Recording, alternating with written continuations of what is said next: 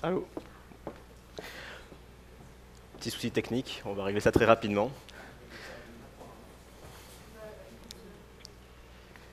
Donc en tout cas, bienvenue, je commence la présentation rapidement en tant que Myriam revienne. Bienvenue à cette conférence intitulée Big Data, guide de survie à l'intention des architectes, sur laquelle nous allons pouvoir commencer tout de suite. Voilà, donc désolée pour ce petit problème de son. Moi, je suis Myriam Berkane, je suis consultante depuis une dizaine d'années chez Octo maintenant, et je m'occupe de l'offre Nouvelles architectures de données chez Octo depuis 3-4 ans maintenant. Et moi, c'est Bastien Fiorentino, je suis également chez Octo Technologies, et je suis architecte ou développeur sur des initiatives Big Data portées par Octo Technologies en fonction des cas. Alors justement, qu'est-ce qu'on cherche à faire à travers notre session? Dans notre session, ce qu'on cherche à faire, c'est partager avec vous des retours d'expérience sur des patterns, des recettes que l'on a vu bien fonctionner ces dernières années chez les clients où on est intervenu, mais partager aussi également les écueils par lesquels nous sommes passés. Oui, il y en a forcément, donc c'est comme ça qu'on apprend aussi, et c'est important d'en tirer des apprentissages. Alors, avant d'aller plus loin, on s'est dit qu'il était intéressant de partager avec vous ce que l'on entend par architecture Big Data ou use case Big Data, ou ce qu'on a appelé prudemment initiative Big Data, parce qu'effectivement le terme Big Data aujourd'hui est extrêmement galvaudé. Donc nous, ce qu'on entend en tout cas dans le cadre de cette session, c'est des projets, des initiatives où on va chercher à manipuler de la donnée avec un certain nombre de caractéristiques.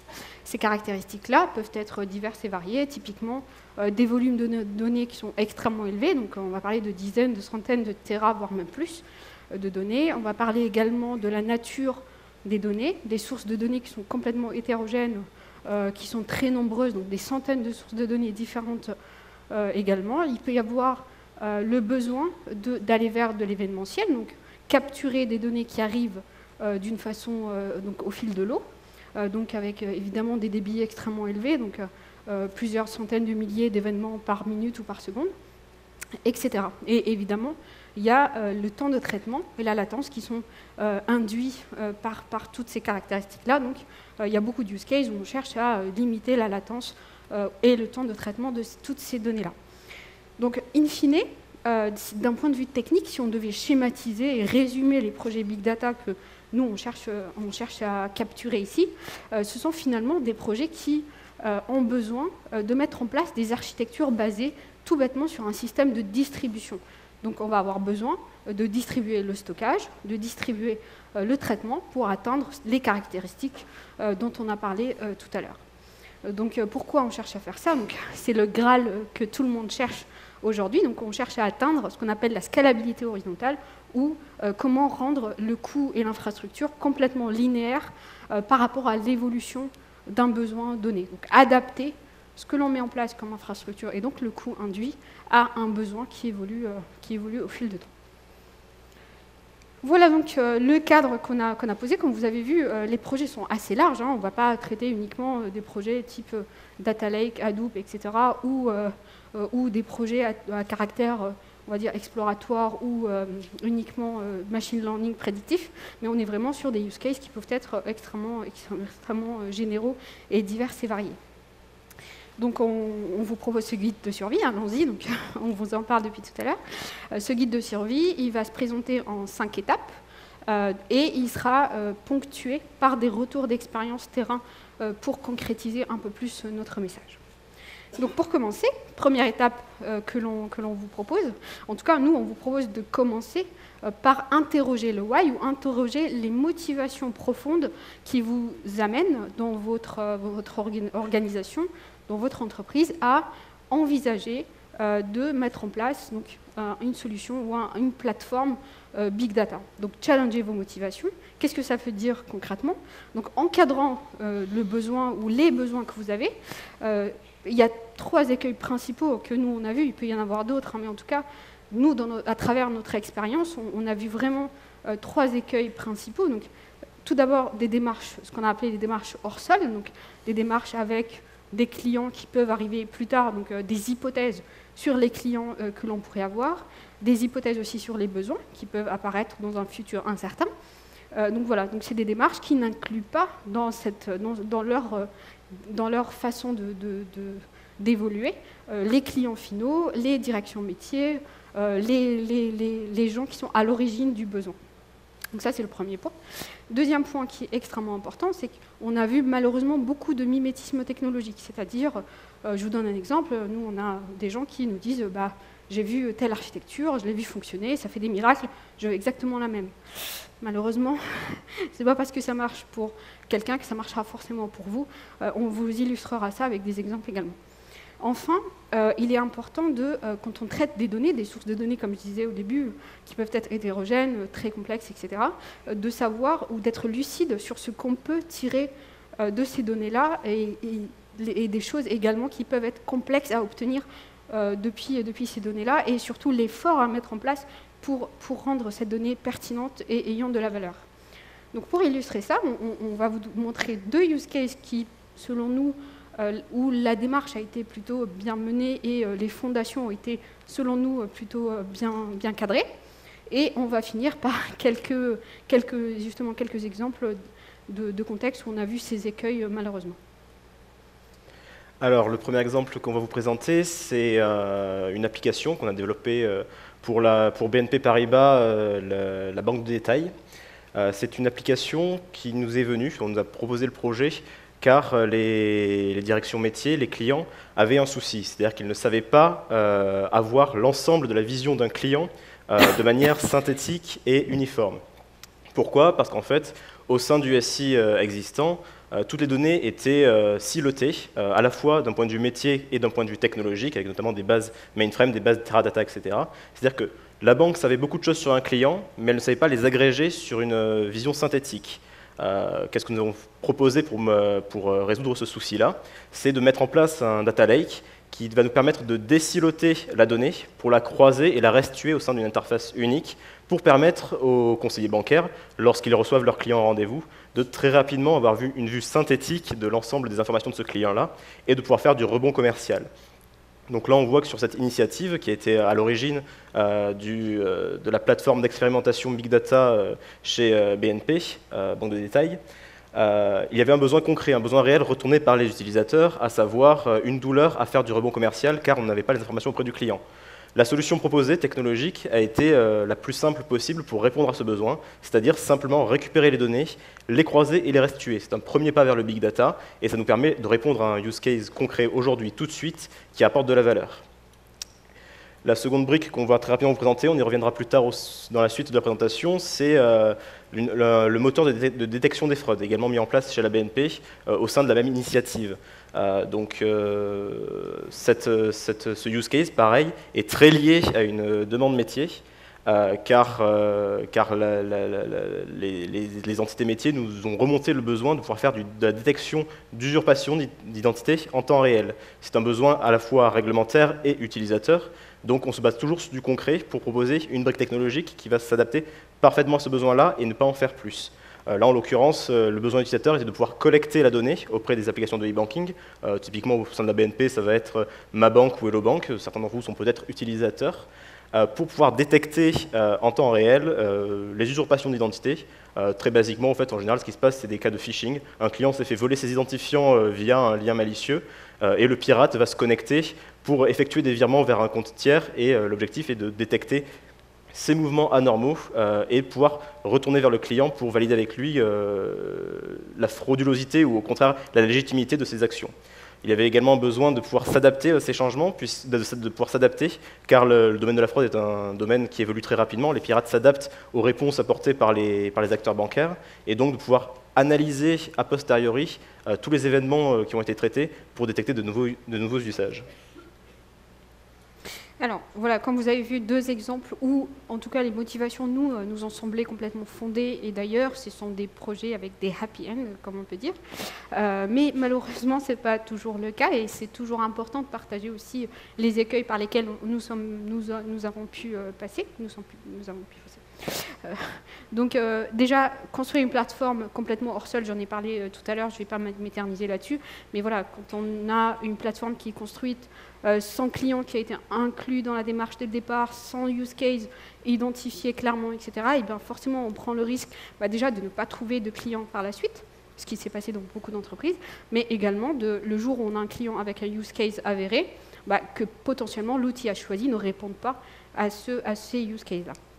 En deuxième point, pour illustrer le deuxième point, on a malheureusement des contextes où on voit beaucoup de demandes qui nous disent « mais moi, à travers le big data, le machine learning, etc., ce que je veux, c'est démultiplier mes clients, avoir une pénétration dans le marché extrêmement grande, décupler mon chiffre d'affaires, etc. Et si Netflix arrive à le faire, alors je ne vois pas pourquoi moi, je n'arriverai pas à le faire. » Généralement, nos clients n'ont pas forcément le même métier que Netflix. Donc déjà, on ne le dit pas souvent, mais beaucoup de nos clients ont des métiers beaucoup plus complexes que les métiers typiquement de streaming vidéo, etc., même s'il y a des contraintes importantes liées à ces sujets-là. Mais en tout cas, les problématiques sont différentes et les métiers sont souvent bien plus complexes.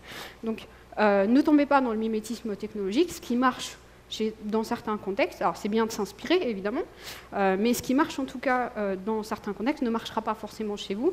C'est important d'étudier votre contexte, vos contraintes à vous, et non pas regarder ce qui se fait ailleurs et le copier tel quel. Enfin, pour illustrer la question de l'étude ou du cadrage des données que l'on peut intégrer, sur lesquelles on peut travailler sereinement. Donc je vais prendre un exemple d'une banque avec qui on a pu travailler. Donc un département risque d'une banque qui cherchait à étudier la réputation ou l'irréputation de certains de ses clients. Donc il s'agit d'entreprises clientes ou d'entreprises partenaires, et dans le but de détecter une éventuelle future insolvabilité ou en tout cas une santé financière pas très pérenne. Donc l'objectif était d'étudier des données sociales, donc typiquement Twitter, pour essayer de décroiser avec les données internes et essayer d'en tirer un pattern sur les entreprises. Alors quand on travaille avec des données comme ça, je pense qu'il faut être conscient et pragmatique sur le fait qu'il y a un effort énorme à mettre en place pour déjà collecter ces données-là, parce qu'il y a des gros volumes, enlever le bruit, en tout cas débarrasser ces données-là de la quantité de bruit hallucinante qui vient avec, qui est inhérente à la source de données même, et donc de ce qu'on peut tirer comme valeur mise au rapport par rapport à l'effort déjà de collecte et de traitement de ces données-là. Donc il y a un caractère extrêmement exploratoire dans ces projets-là. On sait ce qu'on va manipuler, mais on ne sait pas ce qu'on va obtenir. Il faut en être conscient, ça ne veut pas dire qu'il ne faut pas le faire. Ça veut dire que quand on rentre dans une démarche comme celle-là, il faut être conscient que potentiellement on va dépenser beaucoup d'énergie, beaucoup de temps, beaucoup d'argent pour peut-être que la finalité ne soit pas au rendez-vous. Et donc dans ce cadre-là, dans ce projet-là, finalement, c'était une déception parce que ça n'a pas été envisagé dans ce cadre-là. Et donc voilà, il faut faire attention à ces données-là. Et donc félicitations, vous avez donc un projet avec un besoin bien identifié, un métier défini et des utilisateurs que vous pouvez interroger pour trouver vraiment ce qu'il faut faire concrètement, ce qu'ils attendent. Maintenant passons à l'étape 2, travailler le métier, travailler le besoin pour réussir à en tirer l'essence la plus simple possible et sécuriser votre projet. Premier conseil qu'on peut vous donner, c'est avant de courir, apprendre à marcher. Ça ne peut pas être évident, mais typiquement, on fait souvent ce genre d'erreur lorsqu'on se lance des archis assez complexes de type Big Data. Ça veut dire quoi? Ça veut dire augmenter la complexité de vos use cases graduellement. Vous ne faites pas seulement une priorisation sur la valeur métier attendue, priorisez également la complexité de mise en place de ces use cases-là. Donc là, ça veut dire déjà d'avoir une vision d'architecture, d'avoir une vision technique de ce que vous allez réaliser pour justement estimer cette complexité et pouvoir étaler dans le temps justement tous ces mises en place. Donc ça veut dire qu'il faut avoir une vision long terme, voir grand, avoir une belle architecture en tête, mais être très pragmatique sur les étapes et les jalons pour l'atteindre et surtout faire en sorte que tous ces jalons apportent par eux-mêmes de la valeur à votre métier, pour éviter justement un effet de tunnel qui s'étalerait. L'exemple à la BNP, c'est que nous avons commencé l'entreprise Big Data au sein de BDDF par la connaissance client que je vous ai présentée, dont l'objectif était simplement de désiloter les données déjà possédées par la banque, uniquement de la restitution, de la mise en forme et de la collecte. Nous avons commencé par faire cette brique-là, avant de s'attaquer au reste. Puis, dans un second temps, lorsque cette brique a été stable, validée, que le besoin était concret et que la réponse apportée fonctionnait, que les clients l'avaient validée, eh bien, on a pu s'attaquer à une seconde brique à brancher par-dessus, à savoir un moteur de catégorisation des transactions financières. Alors c'est très simple, hein, c'est lorsque vous prenez votre carte bleue et que vous payez à Kiabi, automatiquement dans votre application, ça va dire dépenses d'habillement. Donc c'était la deuxième brique que nous avons mis en place. Nous nous sommes servis du socle déjà construit par le projet de connaissance client pour simplement ajouter une nouvelle brique sur une base solide, une brique d'enrichissement de données via du machine learning. Et après, dans un troisième temps, une fois que nous avions validé les deux premières bases, nous nous sommes attaqués au use case de détection des fraudes, qui est par nature plus complexe d'un point de vue fonctionnel et d'un point de vue technique, avec notamment un besoin de temps réel, mais toujours en se basant sur ce que nous avons construit, toujours de manière solide et stable dans le temps, sans commencer directement à essayer de faire une architecture très compliquée, tout de suite construire une cathédrale avant d'avoir validé les bases. Également, lorsque vous avez votre use case et que vous commencez à réfléchir à le mettre en place, il faut, avec votre métier, toujours en relation proche avec les utilisateurs et les clients, trouver les contraintes réelles et les compromis possibles. Votre client vous dira toujours que son application est ultra critique, qu'elle doit être disponible 24/7, que si elle tombe, c'est la fin du monde. Elle vous dira également que la sécurité, on ne transige pas avec, que les données sont très critiques, qu'il faut qu'elles soient parfaitement sécurisées. Il vous dira également que la qualité de données est très importante, surtout ne pas avoir des données qui peuvent être obsolètes ou incomplètes, c'est très grave pour lui. Et en fait, c'est là où il faut savoir faire preuve de pédagogie, expliquer que tous ces besoins sont réels, ils existent vraiment, mais chaque besoin, chaque contrainte apportée augmente de manière exponentielle la complexité de la solution technique mise en place derrière. Et c'est là où il faut savoir également faire preuve de compromis et d'étudier l'élément concret derrière le besoin que votre client vous apporte en vous disant par exemple que sa disponibilité, elle doit être disponible 24 heures sur 24, 7 jours sur 7. C'est vrai, c'est sûrement vrai. Il y a peut-être des choses à discuter dessus, mais en fait, c'est plutôt à vous de déterminer qu'est-ce qu'il entend réellement derrière. Typiquement, sur l'application de connaissance client, en effet, cette application, c'est une application de vente. Si l'application ne fonctionne pas, c'est des ventes perdues pour la banque, et donc il faut essayer d'éviter ça au maximum. Donc il faut que l'application de vente soit disponible, en effet, toujours aux horaires de bureau, soit toujours ouverte. Ça ne veut pas dire que l'ensemble du système doit avoir une disponibilité critique 24 heures sur 24, 7 jours sur 7. Ça veut surtout dire que la phase de restitution est très importante, mais en fait, le pipeline d'ingestion de données, lui, est beaucoup moins critique, et c'est là-dessus qu'on va pouvoir faire des compromis, en disant, d'accord, on offre la donnée en permanence, toujours disponible, par contre, l'ingestion de données, elle, peut être plus fragile, ce n'est pas très grave, on peut juste servir des données qui soient moins fraîches, des données qui datent de la veille ou de l'avant-veille. Ça ne changera pas grand-chose d'un point de vue vente, et c'est un compromis qui peut être fait assez facilement. La même chose peut être fait avec la qualité des données, notamment au niveau des sources choisies. On peut choisir des sources de données retraitées, de moins bonne qualité que les sources originales, si elles sont plus facilement mises à disposition. Et ce genre de choses peut être appliqué à peu près tous les domaines. Donc toujours penser, la contrainte est réelle, mais le compromis est possible. Également, lorsque vous avez votre use case et que vous cadrez l'implémentation, pensez aussi à cadrer aussi bien les autres aspects non big data du produit que les aspects big data. En tant qu'architecte technique, forcément, on a le travers de toujours vouloir faire de la technique très complexe, avoir vraiment un challenge intellectuel à résoudre. Mais en fait, un produit big data, c'est un produit avant tout. C'est-à-dire qu'il va y avoir des briques très complexes de big data, avec du machine learning, ce genre de choses. Mais également, si vous voulez que votre produit ait de la valeur, il y a toujours une partie beaucoup plus simple, en fait, de restitution à l'utilisateur, du UX, ce genre de choses. Et le travers qu'on peut avoir, c'est de se concentrer uniquement sur les parties qui nous semblent complexes, sur lesquelles on estime qu'il y a un risque, en oubliant potentiellement les autres aspects du produit. Le problème, c'est que lorsqu'on a un produit qui est une chaîne complète, si un maillon manque, l'ensemble de la chaîne est inutile. Hop, je vais illustrer ça tout de suite avec le diagramme d'architecture de la détection des fraudes. Donc vous voyez, ça fait très peur, c'est très complexe.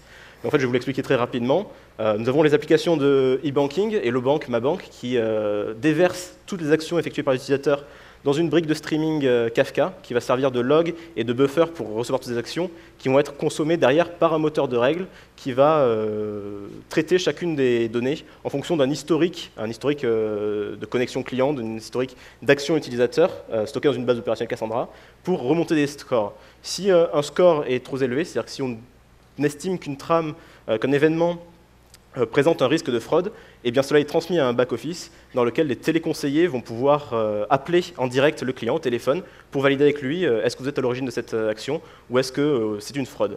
Derrière, cela sera retourné, on va pouvoir bloquer les actions, les invalider si nécessaire. Et ensuite, dans un troisième temps, on va tout déverser dans un data lake, le data lake Hadoop qu'on avait depuis le début, depuis la connaissance client 360, pour permettre justement au métier de faire des analyses plus poussées, détecter des nouveaux patterns de fraude, ce genre de choses. Nous avons également une remontée de référentiels pour avoir une connaissance fine du client et pouvoir adapter le moteur de règles au comportement client précis. Donc vous voyez, c'est une architecture Big Data assez classique, avec des enjeux techniques, notamment au niveau du streaming et de la volumétrie du flux. Du coup, lorsque nous sommes lancés dans le cadrage de ce projet-là, nous sommes vraiment concentrés sur la nouvelle brique, la brique temps réel, et également les modélisations Cassandra pour s'adapter à cette brique-là. Mais par contre, ce qui n'était pas très détaillé, d'ailleurs ce qui n'est pas très détaillé sur ce schéma, c'est cette petite boîte-là, la boîte back-office. C'est une application web 3 tiers classique, comme vous en avez des dizaines dans le milieu bancaire. Ça ne présentait pas de complexité particulière, et du coup, simplement, nous l'avons écarté du cadrage. Et c'est qu'a posteriori, après le kick-off du projet, qu'on s'est aperçu qu'en fait, une partie des besoins n'était pas couverte. Par exemple, la fonctionnalité qui permettait aux téléconseillers de ne pas traiter une alerte 2 personnes à la fois. C'est-à-dire choisir des alertes et poser un verrou dessus. Pouvoir gérer des comptes utilisateurs. Ce genre de choses, en fait, on s'est aperçu a posteriori, ce qui a demandé en fait, de refaire une partie du travail amont, de se séparer le travail, designer l'architecture, etc. Donc là, en l'occurrence, on a réussi à rattraper la trajectoire, mais c'est un risque qui, en fait, est toujours présent, je dirais presque par excès de vanité, de se concentrer sur les parties très techniques en oubliant le reste, alors que c'est l'ensemble qui fait la valeur. Voilà, donc on a parlé beaucoup jusque-là de justement encadrer le métier et bien challenger le métier, etc. Là, il est temps de faire des choix, comme on les a appelés des choix éclairés, donc des choix technologiques et des choix d'architecture. Alors pourquoi cette question est essentielle? C'est parce qu'aujourd'hui, je pense que ça ne vous a pas échappé, l'écosystème Big Data aujourd'hui est extrêmement large. Il y a des centaines de produits qui existent à la fois sur du stockage, sur du traitement distribué, etc. Et en plus, il y a des composantes qui sont open source, il y a des éditeurs qui viennent s'ajouter avec plus ou moins de valeur, etc. Donc c'est un écosystème où on peut passer des mois, s'y perdre très très facilement. Notre métier à nous, architectes, avant tout, est de choisir la bonne technologie pour répondre aux bons besoins au bon moment. Donc comment on s'y prend justement? Donc, je suis désolée, je ne vais pas faire beaucoup dans l'originalité, mais par contre, je vais vous proposer une illustration de ce qu'on vous propose là, donc un exemple concret. Donc, il s'agit de faire quoi? Il s'agit d'évaluer avec le plus de précautions possible, le plus de précision possible, forcément les volumes des données qu'on manipule et les débits. Donc, ils peuvent avoir vraiment une incidence très importante sur les choix d'architecture et les choix technologiques. Les ratios de lecture-écriture, vous allez voir dans l'exemple, ça a une incidence importante également. Bien sûr, ce qu'on peut se permettre comme latence dans les traitements, donc ça, c'est une information complètement métier, et c'est extrêmement important de tenir compte de ça quand on choisit son architecture et quand on choisit ses briques technologiques.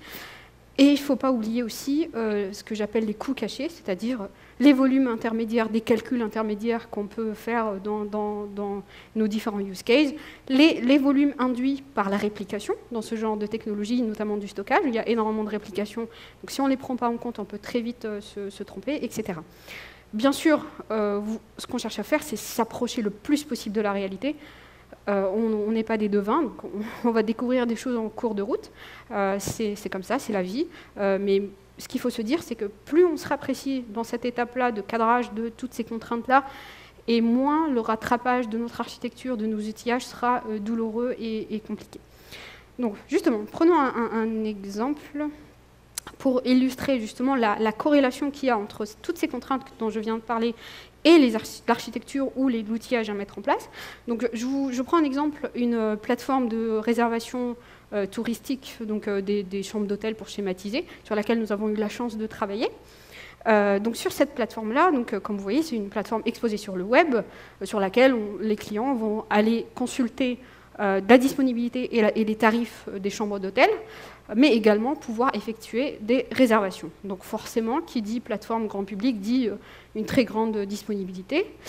Donc la disponibilité est un point essentiel ici, mais aussi un deuxième point qui est essentiel, c'est la latence à la consultation. Donc on a besoin d'avoir une latence extrêmement faible quand on va consulter une réservation, enfin pardon, une disponibilité ou un tarif. Donc ça, ces deux points-là sont essentiels. Le ratio lecture-écriture est vraiment complètement déséquilibré parce qu'on a des quantités de lecture qui sont énorme. On a des centaines de milliers de lectures par minute, voire par seconde des fois, parce qu'on a des partenaires qui viennent interroger la plateforme régulièrement pour prendre les données et les exposer ailleurs, plus l'activité des utilisateurs. Donc on a une activité de lecture qui est extrêmement importante. En revanche, les écritures représentent presque des événements plus exceptionnels par rapport aux lectures.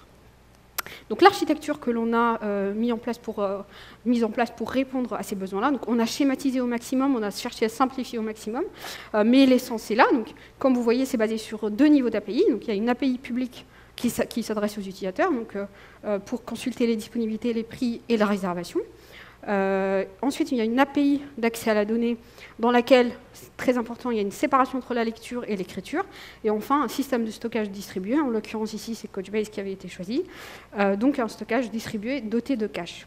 Donc, vous vous rappelez, les 2 points essentiels dont je vous parlais tout à l'heure, c'était la haute disponibilité tout d'abord. Donc, la haute disponibilité ici, elle est justifiée, enfin, elle est induite par le fait que les API soient redondées à tous les niveaux et en plus, elles sont stateless.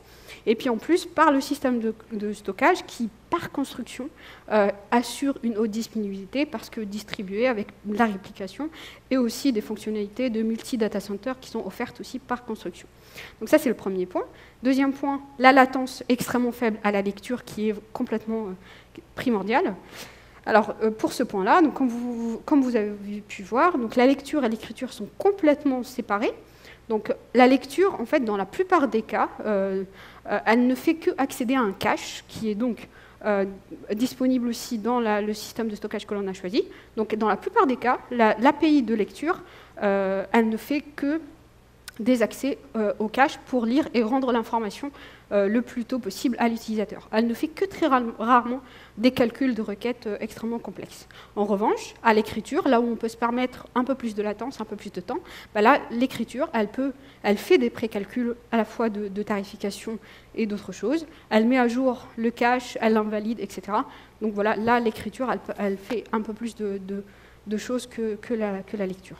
Donc voilà, comme vous avez vu, là, c'est juste pour illustrer les choix d'architecture que l'on a fait, les choix technologiques qui viennent ou qui découlent directement des contraintes métiers que l'on a, des contraintes métiers et des contraintes techniques que l'on a pu identifier lors de notre cadrage. Passons alors à l'étape 4. Donc aujourd'hui, qu'est-ce que vous avez? Vous avez un besoin métier, vous avez réussi à discuter avec votre client, vos utilisateurs, pour en extraire l'essence la plus critique, ce qui va vraiment rapporter le plus de valeur. Vous commencez déjà à avoir une vision d'architecture parce que vous connaissez les contraintes, Myriam vous l'a expliqué comment choisir une architecture qui s'adapte à ces contraintes-là. Passons à l'étape 4, sécuriser la technique. Donc un projet Big Data, c'est un projet, comme on l'a dit, distribué avec des clusters. La complexité technique augmente très rapidement avec le nombre de briques mises en place.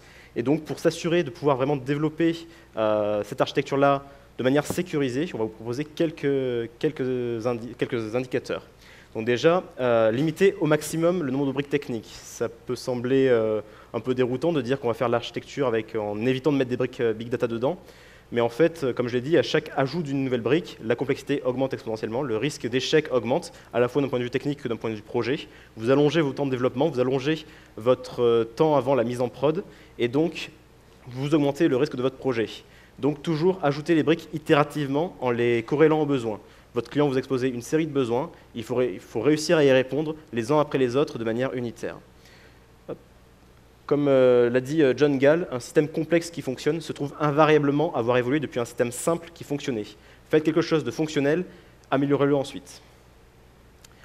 Toujours sur la brique de lutte contre la fraude. Donc, comme je vous l'ai dit, voilà l'architecture qui répondait aux besoins du client. Ça répondait à peu près toutes ses attentes. Donc, avoir une notion de détection en temps réel, notamment grâce à la brique Kafka qui permettait de faire du streaming et de faire de la bufferisation pour s'assurer qu'on ne perde pas de messages en cours de route. Un moteur de scoring qui détermine si un événement nous semble frauduleux. Une base opérationnelle que les téléconseillers peuvent consulter pour remonter les alertes du jour, les alertes du moment, pour contacter un client. Et ensuite, le data lake qui va permettre à la fois d'exposer les référentiels personnes, donc la connaissance fine du client, et au métier de faire justement de l'analyse de données a posteriori, à froid, pour détecter de nouveaux patterns. Cette architecture répond donc à ces besoins. Mais en fait, si on regarde, celle-ci répond aussi à ces besoins. Ici, nous avons quoi? Nous n'avons plus le Kafka, donc c'est directement le moteur de règles qui va consommer les producteurs de données pour réussir à donner un score à un événement, et le back-office est là pour contacter le client en cas de besoin. Alors en effet, on n'a plus de Kafka, du coup ça veut dire que si le moteur de règles n'est plus là, si par exemple on le met à jour, s'il y a un incident qui est tombé, eh bien les événements vont les perdre. Donc, point de vue métier, ce n'est pas vraiment acceptable de perdre des événements sans les avoir scorés, sans avoir détecté si c'était une alerte ou pas. Mais en même temps, le besoin est là. On répond quand même, la plupart du temps, à la notion d'alerting. De la même manière, on n'a pas de données référentielles qui remontent, donc on n'a pas de connaissance fine du client. Mais les règles les plus efficaces du moteur de règles sont en fait des règles très basiques à base de blacklist et ce genre de choses, donc le moteur peut quand même fonctionner. De la même manière, on n'archive pas tous les événements passés, donc là, c'est-à-dire que le métier ne va pas pouvoir faire de l'analyse de données a posteriori. Mais concrètement, intrinsèquement, le besoin initial exposé par le client, on y répond avec cette architecture-là. On sait dire si un événement est potentiellement une fraude ou pas. Ça nous permet de très rapidement, en 2 mois, d'être en production avec des vrais volumes, des vraies contraintes de la réalité, pouvoir étraîner le moteur de règles, valider que le concept fonctionne déjà, qu'on sait détecter une fraude ou qu'au contraire qu'on a des loupés, et également de tout de suite appeler le client en temps réel pour choisir une option à prendre sur le traitement de l'événement. Donc cette architecture-là répond. Elle permet de rapidement aller en prod. Dans un second temps, on va pouvoir rajouter tout ce qui est notion de remontée de référentiel. Parce qu'en fait, on sait déjà le faire, on l'a déjà fait pour la brique de connaissances clients. On sait déjà remonter des référentiels clients. Donc on va le rajouter, ça va être un quick win, on le mettra dans un second temps. On le remettra en prod, on revalidera le concept, on revalidera la performance du moteur de règles, avant d'ajouter la brique Kafka. Enfin, on ne perd plus de messages, mais pendant 2 mois, on a été en prod, on a étraîné notre modèle et nos choix techniques sur la réalité. Toujours ça, sécurisé par rapport à la réalité. Et enfin, dans un dernier temps, on rajoute la notion d'archivage des données qui vont permettre au métier de faire évoluer sur le long terme le moteur de règles en s'adaptant aux nouveaux patterns de fraude. Donc, qu'est-ce que ça nous a permis d'attaquer ce projet selon cette méthode? Tout simplement d'avoir des retours utilisateurs très rapides, d'avoir un retour concret du terrain très rapide, sécuriser le cœur de métier de la brique avant d'ajouter des fonctionnalités annexes, et surtout, ça a permis de former nos équipes de développement à concevoir une architecture modulaire et améliorable pour plus tard, pourquoi pas, la faire évoluer, par exemple en rajoutant une brique de machine learning dans le moteur de scoring pour améliorer encore la pertinence de ce moteur-là. Donc cette notion d'itération sur le besoin métier est très importante, et cela a été permis car dans les étapes initiales, nous avions vraiment cadré le besoin et extrait l'essence du besoin auprès du client, qu'est-ce qui était vraiment important pour lui et qu'est-ce qui était annexe. Donc bravo, vous avez tenu presque à tout notre guide de survie. Il reste une étape, donc la 5e étape. Donc c'est comment se donner les moyens d'y arriver finalement. Donc là, on va avoir plus des éléments sur la démarche. Donc un premier conseil, faire auditer son architecture, s'entourer de gens qui connaissent bien cet écosystème-là, qui connaissent bien les technologies que vous avez choisies, les types d'architecture, et faire auditer donc votre architecture, votre implémentation. Je vais citer un seul exemple qui va parler de lui-même. Donc, dans un des projets que l'on a mené, en l'occurrence c'était le moteur de catégorisation, on a mis en place un modèle de données donc qui nous paraissait complètement, sur le plan intellectuel, répondre aux besoins, être complètement pertinent. Voilà, la base de données c'était Cassandra, donc le modèle de données pour nous allait très bien. Il restait quelques jours de support, donc on s'est dit tiens, on va les utiliser, on va faire juste intervenir donc en l'occurrence une personne qui connaît très bien cette base de données, qui est committeur sur la base de données Cassandra, et donc on l'a fait intervenir pour regarder un peu ce qu'on a fait. Et c'était la meilleure chose à faire parce que ce qu'on a finalement compris, c'est que notre modèle de données qui nous paraissait plutôt, d'un point de vue développeur, plutôt correct, en fait, allait avoir des incidences extrêmement graves sur le fonctionnement même du cluster. C'est-à-dire que la façon dont on distribuait les données dans le cluster allait avoir des incidences sur les opérations de maintenance, de compaction, etc. etc.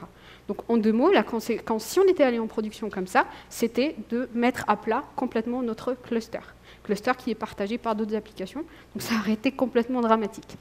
Donc là, ce que ça nous a permis de faire, c'est juste de rebondir à temps, c'est-à-dire changer de modèle de données. Ce n'était pas énorme comme changement, mais c'était quand même, ça nous a sauvé la vie. Et aussi, donc, faire une migration de données qui a coûté finalement beaucoup moins cher que si on avait eu à le faire après, une fois ouverture de service, etc., etc. Donc faites auditer votre architecture, entourez-vous bien techniquement. Ensuite, la question de l'infrastructure, je pense qu'on ne le dira jamais assez. À mon avis, il y a d'autres sessions ici aussi à la DEConf qui vont parler de ça, donc je ne vais pas m'attarder là-dessus. Je vais juste dire que l'infrastructure a un élément vraiment limitant par rapport à ce que vous cherchez à faire. En 2 mots, si vous avez une voiture qui peut aller à 300 km/h et que le moteur est bridé, en fait, vous n'irez jamais à 300 km/h. Là, c'est pareil. Si vous avez des outillages qui vous permettent d'aller très très vite, de traiter des données, des volumes de données énormes, mais que finalement, vous avez déployé ça sur une infrastructure qui est extrêmement limitante, qui ne correspond pas aux recommandations produits, qui est mal dimensionnée, etc., en fait, vous n'irez jamais, vous n'atteindrez jamais les capacités des solutions et des choix techniques que vous avez faits, voire pire, vous pouvez ne jamais réussir à mettre en production vos use cases par rapport aux contraintes que vous avez identifiées initialement. Donc un élément très simple, donc le stockage, si vous avez par exemple une solution de stockage qui vous dit « faites pas d'infrastructure mutualisée, virtualisée, etc., allez sur du bare metal », faites-le, parce que sinon, votre écriture, elle peut avoir... vous pouvez multiplier vos temps d'écriture, vos latences par 100, voire même plus, et donc ne jamais réussir à sortir vos use cases. Extrêmement important ce point. Ensuite, donc là on a parlé infrastructure, technique, métier, etc. Mais en réalité, on a oublié une étape, il y a une étape qui est un petit peu la base de tout ce qu'on vous a raconté là, qui est l'élément de l'organisation. Sans organisation qui soit capable de prendre en compte la nature de ces projets-là, la nature exploratoire, la nature de nouveauté ou d'innovation derrière ces projets, eh bien, on n'arrivera à rien faire. Donc, qu'est-ce que ça veut dire? Qu'est-ce qu'on met derrière l'organisation? En fait, concrètement, c'est des choses très simples. C'est ce qu'on a appelé une équipe de corsaires.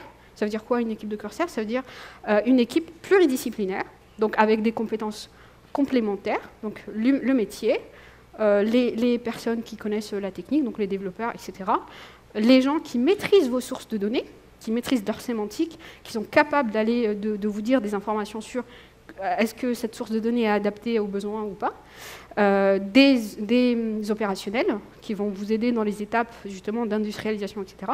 Parce que ça, c'est extrêmement important. Et donc, tout ce monde-là, nous, on vous conseille de le faire cohabiter dans un espace ouvert, un espace commun, où les gens peuvent discuter, communiquer ensemble pour créer les use cases innovants auxquels vous aspirez. Si vous avez des gens qui sont dans le même bâtiment, mais en fait ils sont à des centaines de mètres des uns des autres, malheureusement, vous n'allez pas avoir la valeur escomptée. Deuxième point, ce qu'on a appelé des zones franches, c'est alléger les contraintes. Donc on a vu dans plein d'organisations, malheureusement, des projets type Data Lab mettre plusieurs années à se monter, à voir le jour. C'est vraiment malheureux, parce que vous voyez, il y a toujours un effet levier dans ce genre de projet. Quand avant on mettait, on mettait 1 mois, 2 mois, 3 mois à obtenir l'accès à une source de données. Quand on manipulait une ou deux, c'était pas dramatique, on va dire. Là, aujourd'hui, si vous manipulez des centaines de sources de données et qu'à chaque fois vous mettez 2 mois, 3 mois à les récupérer, là forcément votre projet il va mettre quelques années à voir le jour.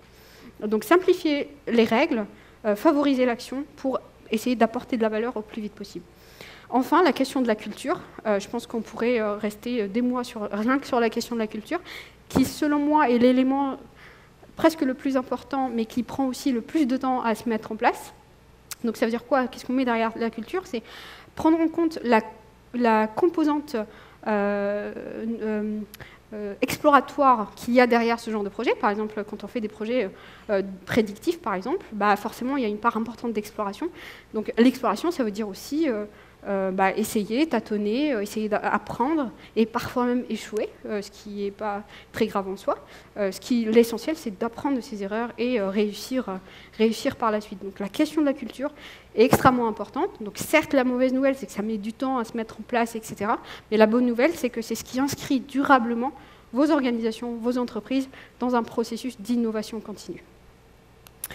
Voilà, donc nous touchons presque à la fin de notre guide de survie.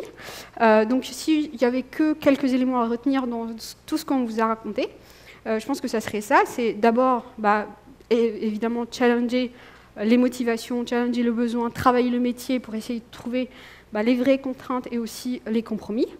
Faites des choix éclairés en vous entourant techniquement par des sachants et corréler chaque technologie, chaque principe d'architecture à une contrainte technique réelle ou une contrainte métier réelle. Itérez, donc on vous l'a montré à travers la lutte contre la fraude, par exemple. Ayez une vision, c'est très important, mais par contre, partez petit à petit, validez les étapes une par une. Enfin, la question de l'organisation, c'est essentiel. Sans se réorganiser pour s'adapter à la nature même de ces projets-là, eh bien, vous n'arriverez pas, même si vous avez toute la démarche qui va bien, en fait, votre culture vous rattrapera. Enfin, ça a été un petit peu le fil conducteur de toute la présentation. Le facteur d'échelle dans ce genre de projet, c'est-à-dire qu'il y a plein de choses qu'on vous a racontées qu'on peut retrouver dans d'autres types de projets. La différence, c'est qu'ici, l'effet volume de données, l'effet grosseur de l'infrastructure, etc., ont un effet réellement amplificateur des conséquences que des choix pourraient avoir dans votre organisation. Voilà, nous avons fini notre présentation. Merci beaucoup et n'hésitez pas à venir échanger avec nous si vous avez des questions.